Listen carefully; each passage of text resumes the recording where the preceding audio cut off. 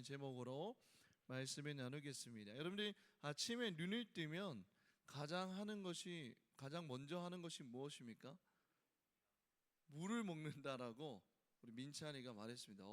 좋은 습관이에요. 요즘 따라 제가 느끼는 게 예전엔 안 그랬는데 물을 먹어야지 제 몸이 깨어나더라고요. 그래서 잠자는 몸이 물을 먹어야지 깨어나서 잘 움직일 수 있고 잘 활동할 수 있다는 것을 요즘 깨닫고 있습니다. 또 다른 청년들은 일어났을 때 가장 먼저 하는 것이 무엇입니까? 네, 각자 있겠죠, 그죠? 저는 이제 이불을 개고 그 다음에 이제 냉장고를 열어서 물을 마시고 그 다음에 요즘에는 아몬드 7개랑 호두 3개를 먹습니다. 아침에 새벽에 먹고 나서 이제 화장실에 가서 이제 양치를 하고 머리 물 붙이고 이제 새벽 기도로 가거든요, 그죠? 근데 우리가 아침에 눈이 뜨면 다른 것들도 하지만 또 먼저 하는 것이 바로 거울을 보는 것 아니겠습니까, 그죠? 거울을 보고 꾸미고 밖에 나가지 않습니까? 여러분들 우리는 이처럼 자기를 관리합니다. 여러분들 옷차림도 관리하고 머리 모양도 관리하고 피부도 관리하고 여러분들 또 우리 몸만 관리하는 것이 아니라 SNS도 관리하고 여러분 다양하게 이렇게 관리하죠. 그래서 요즘 시대는 브랜딩이라고 하죠. 키워드가 브랜딩입니다. 자기를 꾸미는 그런 시대죠. 내가 어떻게 보이는지가 정말 중요한 시대 가운데 우리는 살아가고 있습니다. 근데 그런 우리에게 예수님이 오늘 질문을 던지시죠. 너는 지금 무엇을 브랜딩하고 있느냐라고 예수님이 오늘 우리에게 질문하십니다. 여러분 오늘 본문에 보면 좀 다소 시끄럽게 시작합니다. 예루살렘에 누가 내려왔죠? 어떤 사람들이 내려왔습니까? 오늘 본문 1절에 보면 누가 내려왔죠? 바리새인과 서기관들, 이름 있는 자들이 내려왔죠, 그죠? 율법을 연구하는 자들이었고 백성들에게 하나님의 뜻이 무엇인지 가르치던 자들이었습니다. 영향력 있는 사람들이죠, 그죠? 권위 있는 사람들이었습니다. 그런데 그런 자들이 예수님께 나와서 이렇게 묻죠. 2절에 보면 이렇게 묻습니다. 당신의 제자들이 어찌하여 장로들이 무엇을 범하나이까? 전통을 범하나이까? 라고 하면서 떡 먹을 때 손을 씻지 아니하나이다 라고 그렇게 말합니다. 여러분들 겉으로 보면 되게 단순한 질문처럼 보이죠, 그죠? 왜 당신들은 떡을 먹을 때 손을 씻지 않습니까? 좀 더러우니까 좀 손 좀 씻고 먹으십시오라고 이렇게 단순하게 우리가 생각할 수도 있어요. 여러분 우리가 제가 23년도에 우리 청년부 부임했었는데 그래도 좀 23년도 전에 22년도까지 좀 코로나 여파가 있지 않았습니까? 그리고 이제 코로나가 이제 거의 끝날 쯤에 제가 여기 딱 왔습니다. 그런데 우리는 코로나 시기에 정말 손을 얼마나 많이 씻었습니까? 그죠? 그런 캠페인도 있었잖아요. 하루에 손 몇 번 씻기 이런 캠페인도 있었습니다. 그리고 사람들마다 휴대용으로 뭐를 두고 다녔죠? 손소독제를 두고 다니지 않았습니까? 저도 받은 것이 아직도 있어요. 보건소에서 그 전교회에 있을 때 이제 보건소에서 손소독제를 조금 미니 손소독제를 나눠주더라고요. 그거를 쓰지 않고 아직도 그대로 가지고 있습니다. 여러분들 우리가 그런데 그렇게 손을 씻고 손소독을 한 이유는 무엇이었을까요? 바로 위생을 위해서였죠, 그죠? 위생 상태 깨끗하기 위해서, 감염되지 않기 위해서 그렇게 했습니다. 근데 여기서 말하는 이 손 씻음, 오늘 본문에 나오는 손 씻음은 위생의 문제는 사실은 아니었습니다. 여러분 그들이 단순히 손이 더럽다라고 말하는 것이 아니었다라는 거예요. 그러면 무슨 문제입니까? 위생의 문제가 아니면 도대체 어떤 문제였던 거죠? 바로 정결의 문제였던 거예요. 어떤 문제요? 정결입니다. 여러분들 바리새인과 지금 서기관들은 지금 당신의 제자들은 하나님 앞에서 부정합니다라고 말하고 있는 거예요. 하나님 앞에서 부정합니다. 근데 여기에는 신학적인 배경이 사실은 있습니다. 여러분들 유대 지도자들은 하나님이 주신 그 율법, 그 귀한 율법을 지키기 위해서 율법주의에 무엇을 세운지 아십니까? 율법주의의 울타리를 세워나갔습니다. 혹시라도 하나님이 주신 그 계명을 어기지 않기 위해서 더 세밀한 규정을 만들어 갔어요. 율법주의의 울타리를 계속 쳐 나갔던 것이죠. 그것이 바로 오늘 2절에 나오는 장로들의 뭡니까? 전통이라는 거예요. 장로들의 전통입니다. 여러분, 사실 구약의 율법은 이 제사장들이 율법을 보면 제사장들이 성막에 들어가기 전에 이제 손을 씻도록 그렇게 규정하고 있어요. 제사장들이 성막에 들어가기 전에 손을 씻도록 규정하고 있습니다. 근데 중요한 것은 이것은 일상의 규례는 아니었어요. 그러니까 제사 때 필요한, 성막에 들어갈 때 필요한 하나님이 주신 규례였지 일상생활하면서 지켜야 될 규례는 아니었다라는 거예요. 이 손 씻는 것이. 그러다가 이제 역사적으로 보면 나중에 이스라엘이 누구에 의해서 멸망당하게 되죠? 어느 나라에 의해서? 바벨론에 의해서 멸망을 당하죠. 그리고 이 이스라엘 백성들이 어디로 포로로 끌려갑니까? 바벨론으로 포로로 끌려가게 되죠.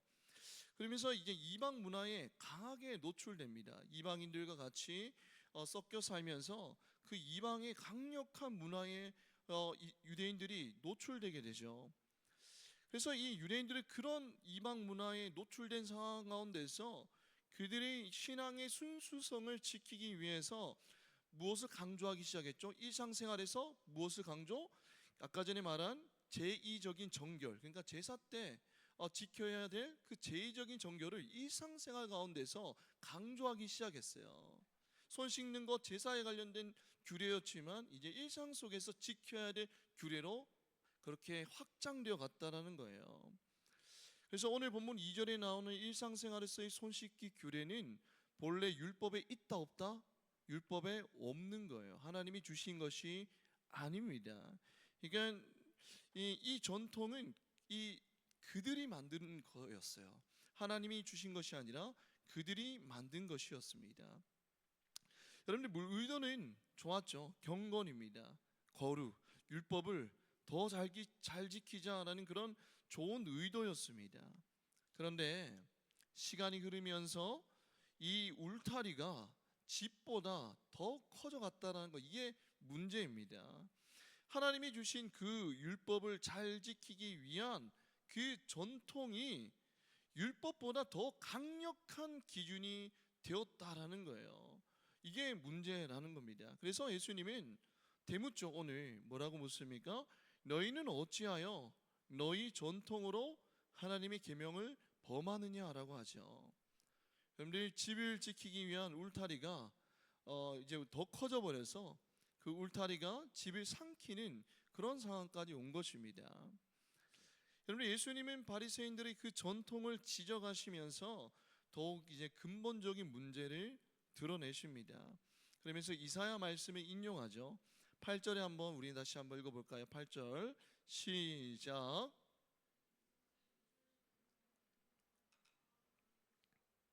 네, 이 백성이 입술로는 나를 공경하되 마음은 내게서 멀도다라고 합니다. 입술은 하나님을 말해요. 분명 그들의 입술은 하나님을 말합니다. 그러나 마음은 하나님을 떠나 있었다라는 거예요. 형식은 살아 있었습니다. 그러나 관계는 어떻게 되어 있었죠? 죽어 있었다라는 거예요. 누구와의 관계? 하나님과의 관계는 죽어 있었다라는 겁니다. 그리고 나서 이제 예수님은 그 증거로 무슨 예를 들고 있나요? 바로 5절에 보면 여러분들이 볼까요?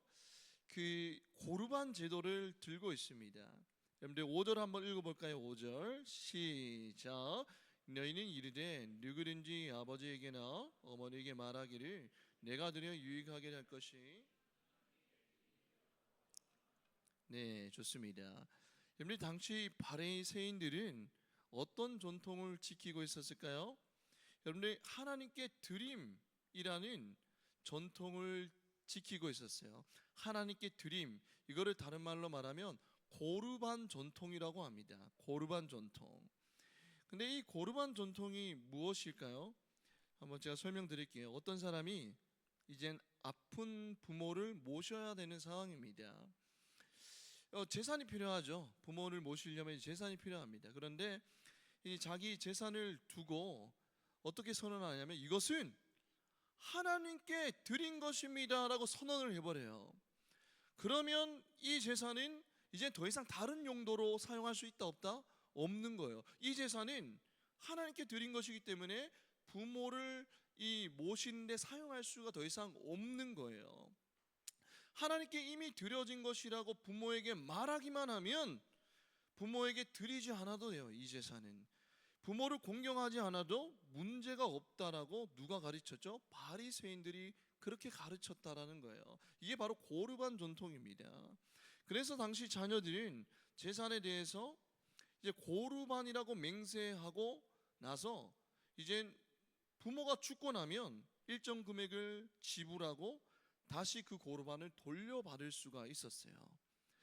여러분, 결국 자녀들은 이 장로들의 전통을 악용함으로써 무엇을 어겼죠? 여러분, 부모를 공경하라라는 하나님의 계명을 어겨버리게 됩니다. 이 전통을 지킴으로 부모를 공경하라는 하나님의 계명을 결국에는 어겨버렸죠. 여러분, 전통이 중요합니까? 계명이 더 중요합니까? 계명이죠. 하나님이 주신 그 계명이 더 중요한데 이 전통을 지킴으로 계명을 어기게 되었다는 겁니다. 여러분들, 율법을 지키기 위해서, 하나님이 주신 율법을 지키기 위해서 전통이 만들어졌는데 오히려 전통이 율법을 지키는 것을 방해하는 그런 상황까지 왔다라는 거예요. 하나님께 드렸습니다라는 말 한마디로 하나님이 명하신 그 계명을 피해갈 수 있었다라는 겁니다. 여러분, 인간이 만든 전통으로 율법을 지키지 않는 자신의 행위를 정당화시킬 수 있었다라는 거예요. 인간이 만든 전통으로 율법을 지키지 않는 자신의 행위를 정당화할 수 있었다라는 겁니다. 헌신이라는 이름으로 불순종을 정당화해 버렸습니다. 하나님께 드립니다. 얼마나 헌신적인 말입니까?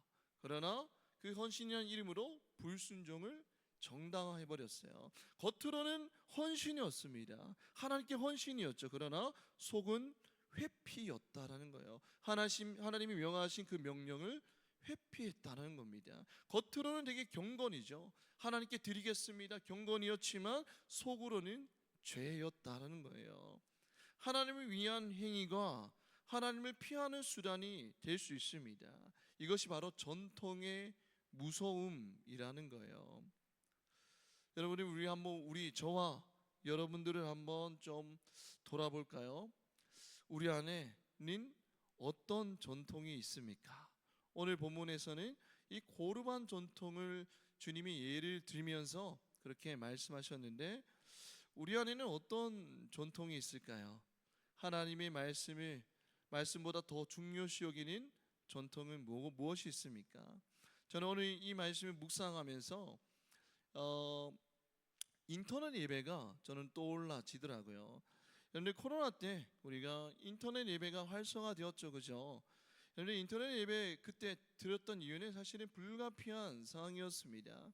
코로나 때는 국가적으로 이제 모임에 제한을 두는 그런 상황이었고, 그리고 또 노약자들에게는 코로나는 정말 생명의 위협을 줄 만큼 치명적이었습니다. 백신이 그때는 개발되지 않았고 치료제도 없었고, 그래서 코로나 걸리면 어르신들이 그렇게 위험이 있었습니다. 그래서 제 기억으로는 그때 장례식이 정말 너무나 많은 신청권이 들어와서 정말 이 접수를 하지 못할 정도로 그렇게 많이 돌아가셨다라고 저는 기억합니다. 그래서 여러분들, 교회는 그렇게 불가피한 상황 가운데에서 뭐를 선택했죠? 인터넷 예배를 선택했어요. 여러분들, 인터넷 예배를 드리는 그래도 그 마음의 중심에는 그래도 그런 상황 가운데에서, 최악의 상황 가운데서도 하나님께 예배를 드리고자 하는 여러분 몸부림이었어요. 그 당시에는 인터넷 예배가 모이지 못하면, 국가가 모이지 말라 했기 때문에, 그러면 그런 상황 가운데서 우리는 인터넷 예배로 드리자라고 해서 그렇게 예배를 이어갔어요. 그 마음의 중심에는 하나님께 예배를 드리고자 하는 몸부림이 있었다라는 겁니다. 그런데 여러분의 성경은 예배에 대해서 어떻게 말씀하고 있는지 압니까? 공동체성을 강조하고 있어요. 여러분들 지체들이 모여서 주의 몸을 이룬 것이 어디입니까? 교회 아닙니까? 지체들이 모여서 주의 몸을 이루는 것이 교회예요. 모임이 중요합니다. 그래서 초대교회는 늘 함께 모여서 각자 따로 한 것이 아니라 함께 모여서 늘 예배를 드렸다라는 거예요. 여러분 성경은 결코 나 홀로 신앙을 말하고 있지 않습니다. 근데 이제는 코로나가 끝났죠, 그죠? 이제는 코로나가 끝났습니다. 그리고 이제는 여행을 자유롭게 다닐 수 있는 세상이 왔습니다. 여러분 요즘에 보면 요즘에는 우리 청년들도 그렇고 요즘 문화가 어떤 문화냐면 주일에도 회의로 많이 여행을 갑니다.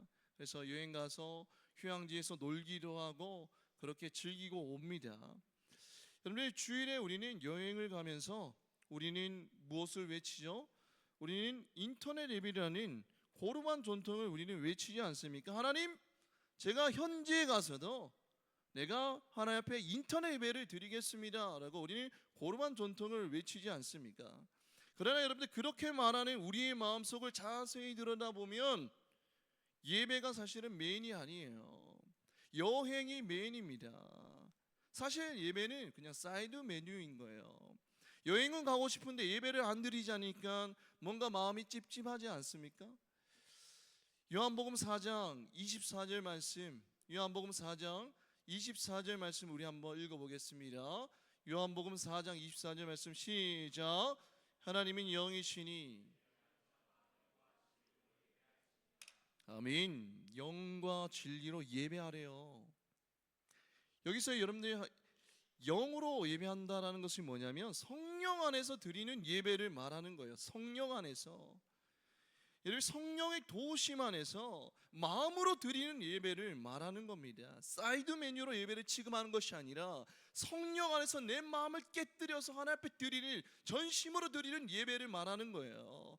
외적인 형식보다 마음의 중심을 드리는 예배를 말하는 겁니다. 여러분 하나님을 향한 진실된 갈망이 있다라면 여러분 우리가 해외 여행 가기 전에 그래도 좀 한인교회라도 찾아보는 그런 노력이 뒤따르지 않을까요?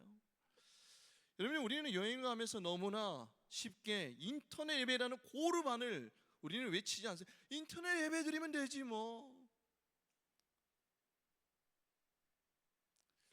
분명 율법을 지키기 위해서 잘 지키기 위해서 고르반 전통이 만들어졌는데 오히려 고르반 전통이 율법을 지키는 것을 방해하는 상황이 오늘 본문에서 일어난 상황 아닙니까? 여러분들이 어려운 상황에서도 어떻게든 예배를 드리기 위해서 인터넷 예배가 만들어졌는데 오히려 그 인터넷 예배가 이제는 자신의 행위를 정당화시키는 도구가 되어버렸어요. 특히 젊은 청년들 가운데 나 여행 가서도 그냥 인터넷 예배 드렸어, 문제없어 라고 말합니다. 그러나 그 마음에는 하나님을 예배하고자 하는 온전한 마음보다 여행에 대한 마음이 훨씬 크죠. 예배는 사이드 메뉴입니다. 겉으로는 하나님을 위한 행위였죠. 하나님 거기서도 예배를 드리겠습니다. 겉으로는 하나님을 향한 행위였지만 알고 보니 하나님을 피하는 수단이었어요. 이것이 바로 전통의 무서움입니다. 여러분 전통이 나쁜 것은 아닙니다. 여러분 전통도 중요해요. 여러분들 정말 중요한 겁니다. 그러나 전통이 십자가를 대신할 때에 우리는 바리새인이 되어버린다는 거예요. 오늘 본문 예수님이 바리새인들 책망하잖아요. 전통이 십자가를 대신할 때, 전통이 복음을 대신할 때 우리는 바리새인이 되어버립니다. 여러분 예수님이 단호하시죠. 3절에 보면 이렇게 말씀합니다. 너희는 어찌하여 너희의 전통으로 하나님의 계명을 범하느냐라고 말씀합니다. 하나님이라는 이름을 빌려서 하나님을 혹시 여러분들은 밀어내고 있지는 않습니까? 하나님을 말하면서 하나님께 순종하지 않는 신앙이 되고 있지는 혹시 않습니까? 입술은 하나님을 찬양하지만 마음은 멀어 있는 신앙생활을 하고 있지는 않습니까? 이것이 예수님이 폭로하신 진짜 더러움인 거예요. 여러분들 예수님은 무리를 불러 이렇게 말씀합니다. 우리 11절 말씀 한번 읽어볼까요? 11절 시작. 입으로 들어가는 것이 사람을 더럽게 하는 것이라 아멘. 18절 말씀 읽겠습니다. 시작. 입에서 나오는 것들은 마음에서 나오나니 이것이야말로 사람을 더럽게 하느니라 라고 합니다. 여기서 중요한 것이 대조되는 단어가 뭐죠? 입과 마음이죠. 근데 여러분들 여기서 마음은 뭐냐면 원어가 카르디아입니다. 뭐라고요? 카르디아. 여러분들 카르디아가 마음인데 이것은 단순한 감정을 말하는 것이 아니에요. 여러분이 지정의의 중심이 되는 것입니다.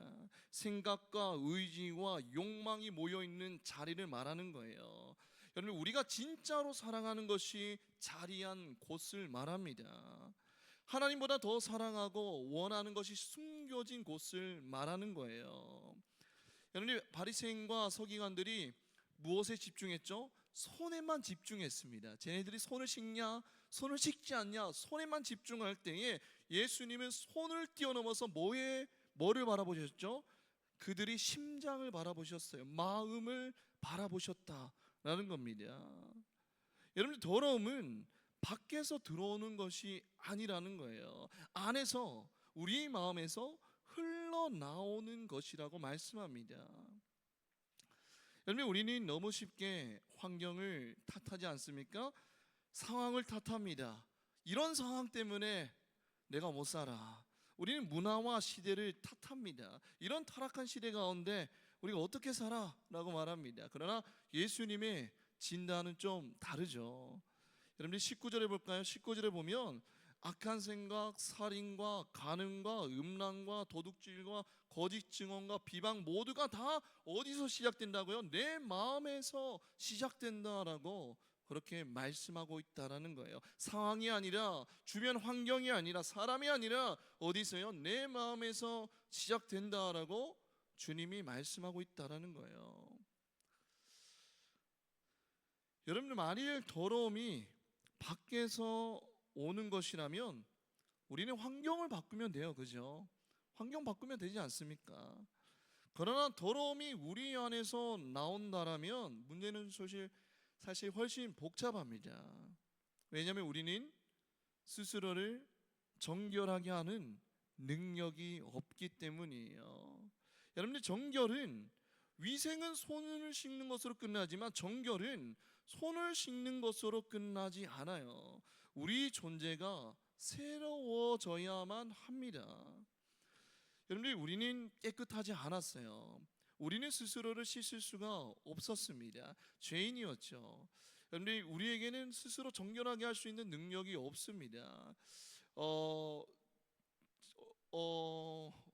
제가 어젠가 이게 보니까 이렇게 바지에 김치가 묻어 있더라고요. 제가 엊그저께인가 김치가 무슨 냄새지 하면서 차 운전하다가 근데 막 김치 냄새가 나길래 차에 김치를 놔두지 않은데 왜 김치 냄새가 나지라고 했는데 제 바지에 그 전날에 묻은 김치가 있더라고요. 그래서 그걸 떼어내서 버렸는데 여러분들 이 바지 제가 떼어내지 않았다면 김치를 떼어내지 않았다면 이 냄새가 계속 여기서 있었을 거예요. 근데 주인인 내가 그 김치를 떼어내고 바지를 씻었기 때문에 이 바지가 깨끗해질 수 있었어요. 이 바지는 죽었다 깨어나도 스스로 깨끗하게 할 수 있는 능력이 있다 없다? 없는 거예요. 우리 존재도 마찬가지였어요. 우리 스스로 죄인된 우리는 우리 스스로 정결하게 할 수 있는 능력이 없다라는 거예요. 그러나 그 예수님의 십자가의 자리에서 우리의 부정함이 예수 그리스도께 전가되었습니다.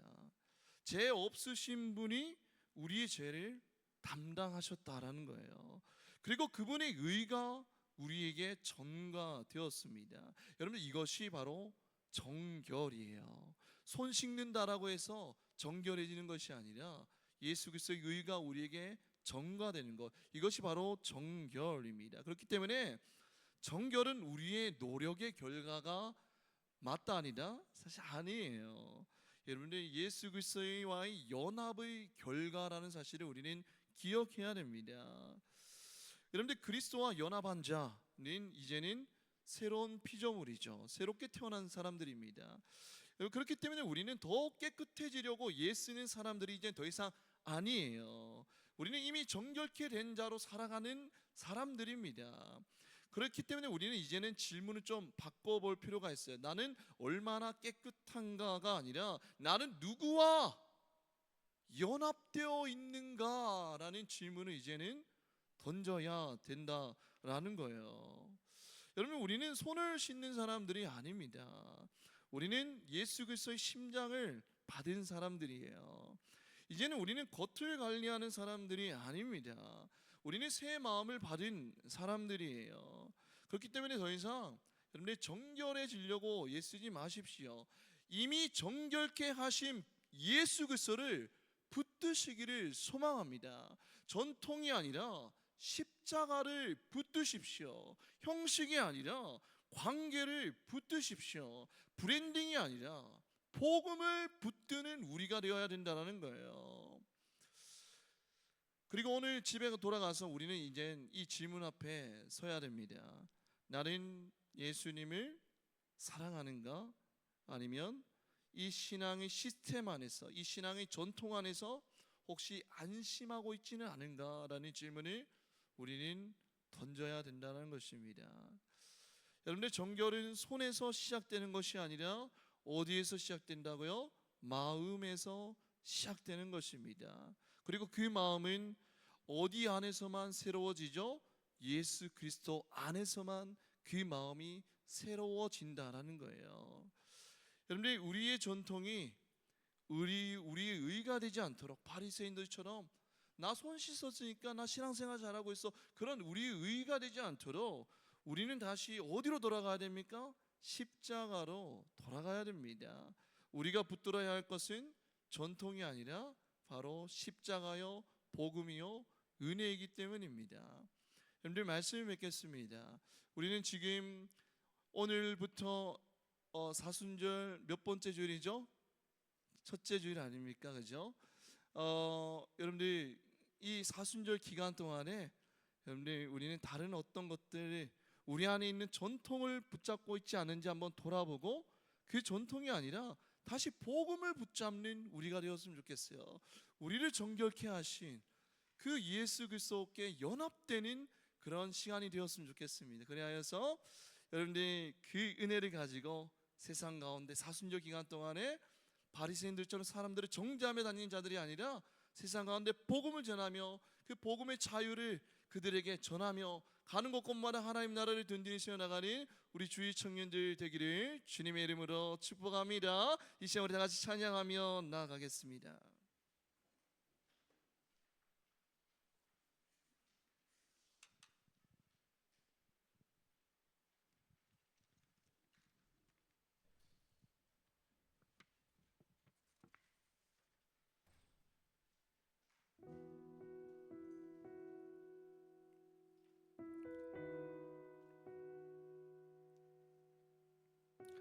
오늘 우리가 부를 찬양은 형식의 예배가 아니라, 전통의 예배가 아니라 마음의 예배입니다.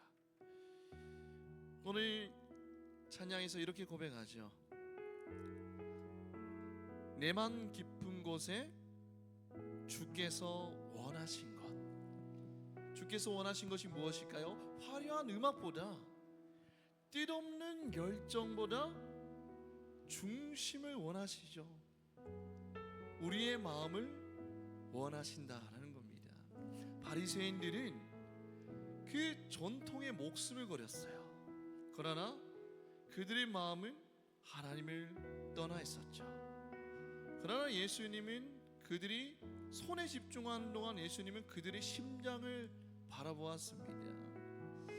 여러분들에게 하나님이 원하시는 것은 여러분들 안에 있는 전통이 아니라 하나님이 향한 뜨거운 마음, 그 마음 하나를 원하신다라는 거예요. 오늘 말씀을 기억하면서 우리 다 같이 마음의 예배 찬양하며 나아가겠습니다.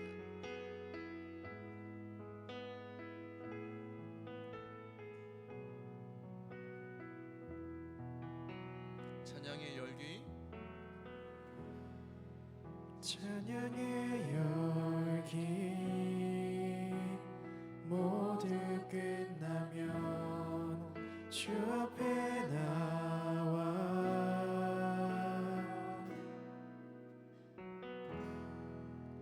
더욱 진실한 예배 드리네 주님을 향한 다시 한번 고백하겠습니다. 찬양의 열기 찬양의 열기 모두 끝나면 주 앞에 나와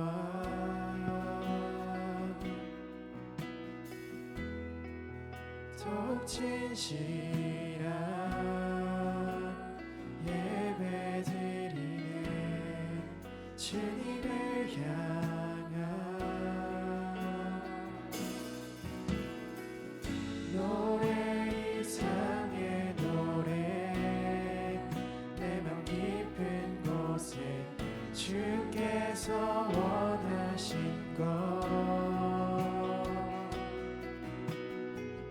화려한 음악보다 뜻없는 열정보다 중심을 원하시죠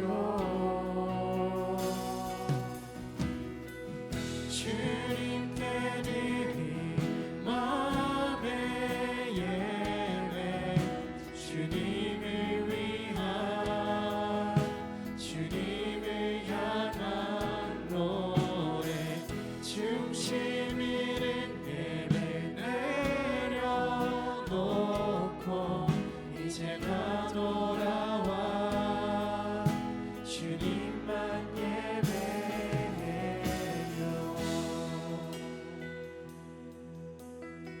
다시 한번 고백하겠습니다. 찬양의 열기 찬양의 열기 모두 끝나면 주 앞에 나와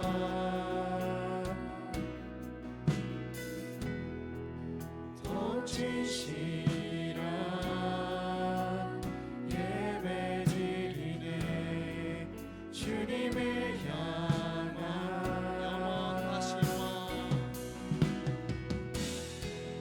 영원하신 왕 표현치 못할 주님의 존귀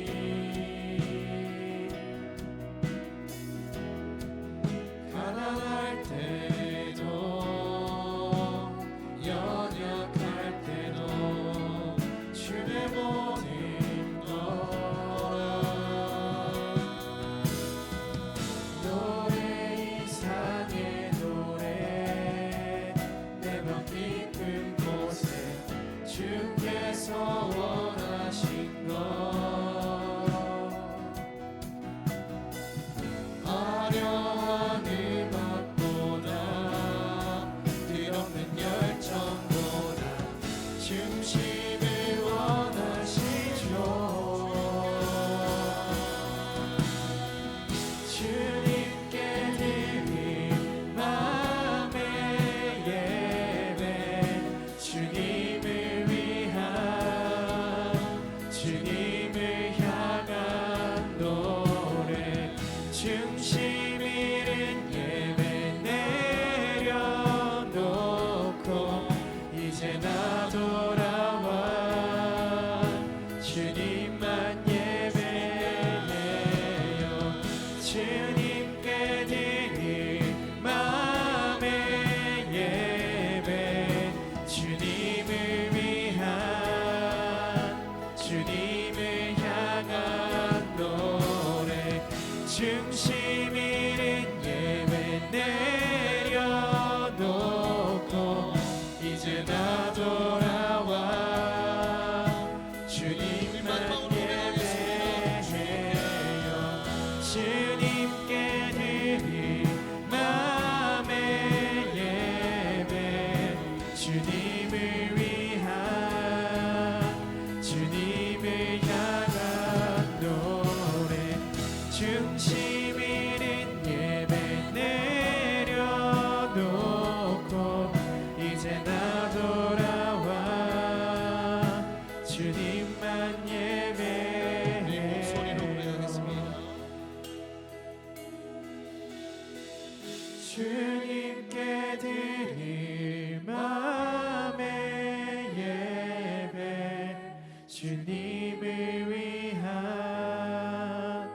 주님을 향한 노래 중심 잃은 예배 내려놓고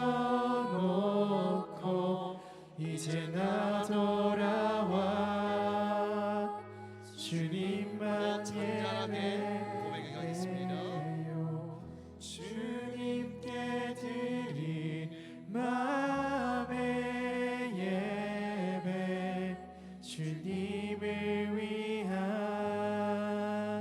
주님을 향한 노래 중심 잃은 예배 내려놓고 이제 나 돌아와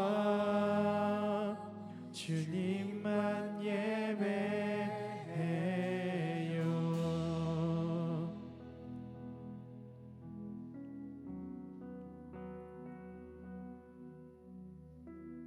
오늘 우리는 마태복음 15장의 말씀 앞에 섰습니다. 그리고 예수님은 우리에게 묻습니다. 너는 지금 무엇을 관리하고 있느냐? 바리새인들은 손을 봤지만 그러나 예수님은 그들의 심장을 보셨어요. 여러분들, 이 기도회는 우리의 겉모습을 관리하고 정리하는 시간이 아닙니다. 우리의 심장을 열어 드리는 시간이에요. 예수님은 말씀하셨습니다. 입으로 들어가는 것이 아니라 입에서 나오는 것이 사람을 더럽게 한다라고 그렇게 말씀하셨죠. 더러움은 밖에서 오지 않습니다. 내 마음에서 올라온다라는 거예요. 여러분, 우리는 손을 씻듯이 겉을 관리해 왔지만 우리의 마음은 그대로 두지 않습니까? 오늘 이 시간 성령께서 우리를 깊이 비추시도록 주님 앞에 나아갑시다. 이렇게 기도했으면 좋겠어요. 주님, 제 마음을 만져주시옵소서. 주님, 전통이 아니라 십자가만을 붙들게 하옵소서. 우리 다같이 주여 한번 외치고 기도하겠습니다. 주여,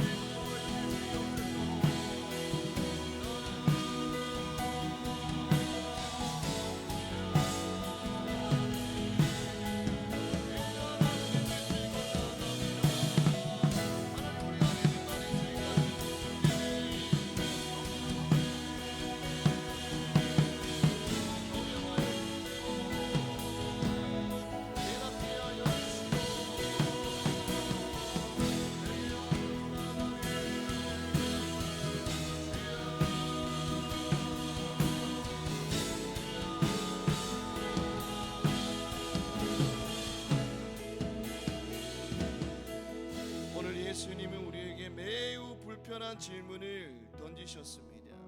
너희는 어찌하여 너희 전통으로 하나님의 계명을 범하느냐? 하나님께 드렸다고 말하면서 부모를 공경하지 않았던 사람들, 겉으로는 헌신이었지만 속으로는 회피였습니다. 여러분들 혹시 우리 안에도 이런 고르반 신앙이 있지 않습니까? 예배는 드리지만 마음은 땅곳에 있지 않습니까? 봉사는 하지만 하나님을 향한 우리의 사랑은 식어 있지 않습니까? 여러분, 우리는 더 깨끗해지려고 애쓰는 사람들이 아닙니다. 이미 십자가로 정결케 된 사람들입니다. 여러분, 정결은 노력의 결과가 아닙니다. 그리스도와의 연합의 결과이죠. 그렇기 때문에 오늘 이 시간 우리는 정죄받으러 모인 것이 아닙니다. 은혜로 다시 살아나기 위해서 모였습니다. 우리 마지막으로 이렇게 기도하였으면 좋겠습니다. 주님, 형식이 아니라 주님과의 관계를 회복하게 하옵소서. 주님, 나를 드러내는 브랜딩이 아니라 복음을 붙들게 하옵소서. 주님, 제 심장을 새롭게 하여 주시옵소서. 우리 마지막으로 주여 한번 외치고 기도하겠습니다. 주여.